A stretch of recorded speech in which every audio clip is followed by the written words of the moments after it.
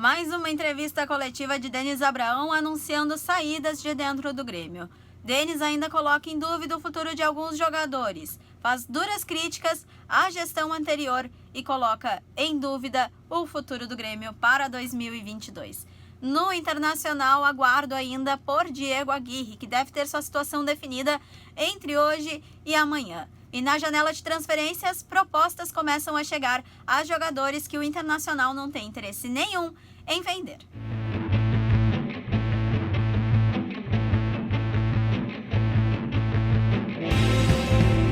Fala pessoal, tudo certo? Chegando aqui no Últimas da Dupla, terça-feira. A gente achou que ia ter uma segunda-feira tranquila, né?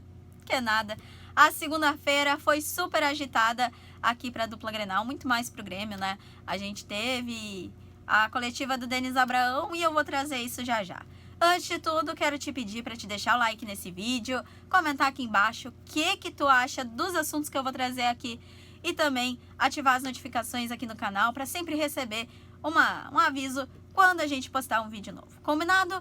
Para quem não me conhece ainda, muito prazer, eu sou a Esther Fischboni e de segunda a sexta eu trago aqui no Últimas da Dupla as principais notícias do dia na dupla Grenal. Vamos embora então? Vamos lá. Começamos então mais uma vez tratando do Grêmio, porque ontem tivemos a entrevista coletiva de Denis Abraão. Isso porque o Denis deu uma entrevista ao canal do Darcy Filho, jornalista, nosso colega, falando de coisas bem importantes. E aí, tanta gente foi atrás do Denis Abraão, tanto jornalista foi atrás dele que ele resolveu fazer uma entrevista coletiva para esclarecer alguns pontos. O principal deles, acredito que vocês já sabem, é a permanência de Wagner Mancini. O Grêmio, inclusive, tem um contrato com ele até o final do ano. O Denis Abraão disse que estabeleceu algumas metas, que ele não entrou em detalhes para o ano que vem, mas fato é que o Grêmio permanece com Wagner Mancini. A outra informação importante é as saídas de Marcelo Oliveira, coordenador técnico, ex-lateral do time, e também de Thiago Gomes, auxiliar técnico permanente do clube. Ele que foi promovido recentemente, era técnico da transição ali e acabou sendo promovido e agora foi demitido.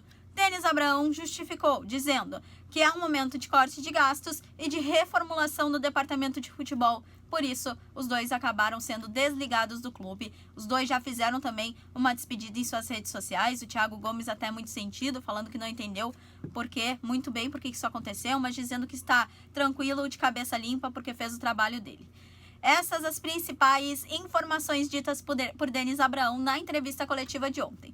Mas ele tocou em outros pontos importantes. O principal deles, depois desses 3 pontos que eu trouxe aqui, é sobre Douglas Costa. Ele foi muito questionado sobre Douglas Costa, sobre as questões extracampo do Douglas Costa. A nossa colega, a Mauri Dornelles, da RDC, ela perguntou para o Denis se as festas que o Douglas Costa fez influenciavam na decisão que o Grêmio vai tomar sobre o jogador.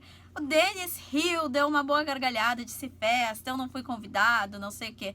Mas fato é que pega mal, né, gente? Ele fez uma festa no dia que o Grêmio foi rebaixado. Isso pega muito mal, mas de qualquer forma o Denis disse que o que o jogador faz na folga dele não é problema da direção do Grêmio, que o problema da direção do Grêmio é que o jogador entrega dentro de campo e o quanto esse jogador custa. Fato é que o Douglas Costa é um jogador muito caro, o Grêmio tem contrato de empréstimo com ele até metade do ano que vem, e depois cláusula automática de renovação, aí sim compra em definitivo. Vale lembrar que o jogador é da Juventus e tem uma cláusula no contrato dele com o Grêmio de que a Juventus pode pedir o retorno dele agora no final do ano. E aí o Grêmio não tem o que fazer. Mas se a Juventus não pedir, e aí a gente assume que a Juventus não vai pedir, é improvável, aí o Grêmio tem liberdade para fazer o que achar melhor e o Grêmio, Denis Abraão, pelo menos, deu a entender que o Grêmio não vai permanecer com o jogador. Denis disse, ele é um jogador muito bom, ele é diferenciado, sem dúvida nenhuma, um jogador que faz muita diferença no elenco, mas ele é muito caro também para o Grêmio, que o Grêmio vai ter para gastar, para usar em 2022, estando na Série B.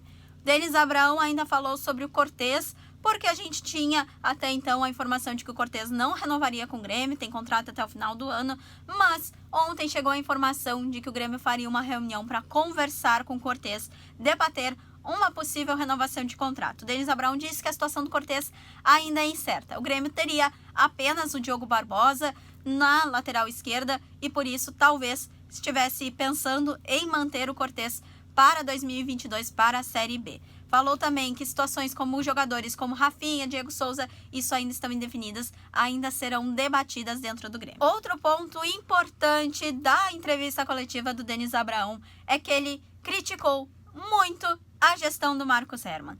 Ele pegou na ferida, falou que não sabe o que aconteceu, que a gestão anterior errou em pontos muito importantes e ele citou o Maicon.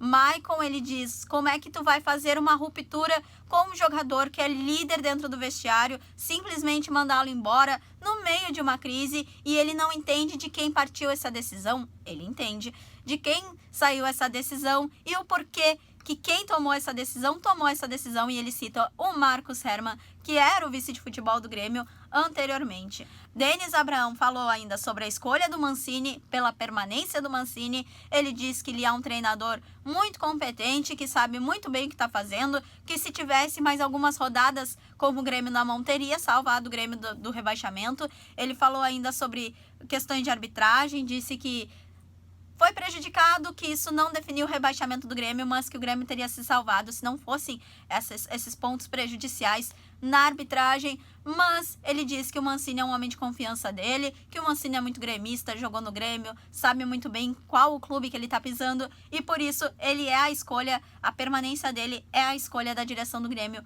para 2022. Combinado, galera? Vamos trocar de lado, vamos tratar do Internacional, que vive um dilema com Diego Aguirre.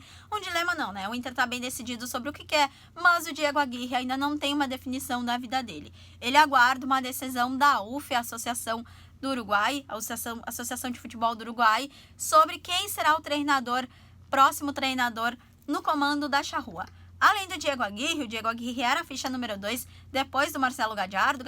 Marcelo Galhardo não aceitou o convite, então tem mais 2 treinadores no páreo com Diego Aguirre. O Aguirre já fez uma reunião com a federação, com a associação, já foi muito bem nessa reunião, mas tem outros 2 treinadores no páreo com Diego Aguirre. Eu trago aqui os nomes. Diego Alonso, ele que é ex-treinador do Nacional do Uruguai, e também Alexander Medina, ele é treinador do Talleres da Argentina. São os 2 treinadores que ainda estão no páreo com o Diego Aguirre. Aí a gente tem aqui que o Gaston Teraldi, ele que é vice da Associação do Uruguai, ele adiantou que essa decisão deve ser tomada no meio dessa semana. Então, entre hoje e amanhã, a gente deve ter um retorno sobre Diego Aguirre, e aí a direção do Internacional vai ter uma definição do que fazer.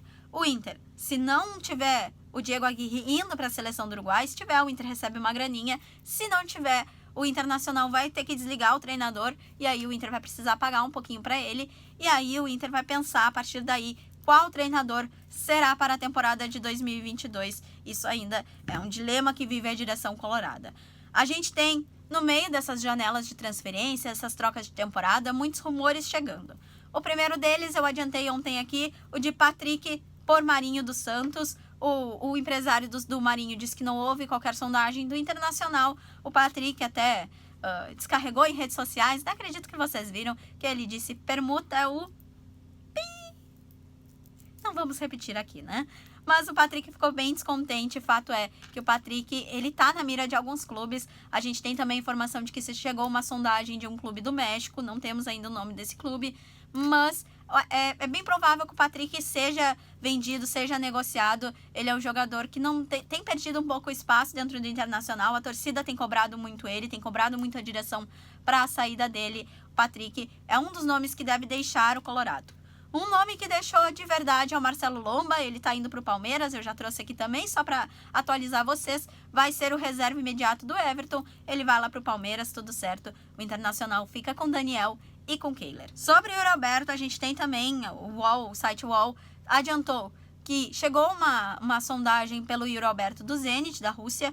O Internacional não tem intenção nenhuma de vender o Yuri Alberto agora. Ele é um jogador, um dos principais do Internacional.